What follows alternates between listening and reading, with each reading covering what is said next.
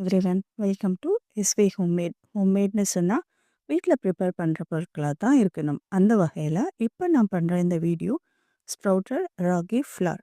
சிறந்த நாட்டு கேப்பையை பார்த்து வாங்கி பல முறை அதை கழுவி சுத்தம் செய்து கொஞ்சம் நேரம் ஊறிய பிறகு அதை அப்படியே ஒரு காட்டன் துணியில் தண்ணி சுத்தமாக ஃபில்டர் பண்ணிவிட்டு டைட்டாக கட்டி ஒரு பாத்திரத்தில் போட்டு மூடி வச்சு மறுநாள் காலையில் பார்த்தா அழகாக சின்ன சின்னதாக ஒரு முளைப்பு விட்டு பார்க்க அவ்வளவு ரம்யமாக இருந்தது.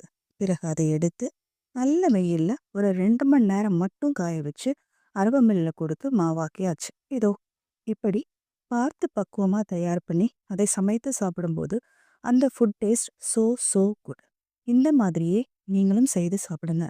அதற்கு நேரம் இல்லைன்னு சொல்கிறவங்க say hi to my channel. Will prepare and send for you with a lot of love and care.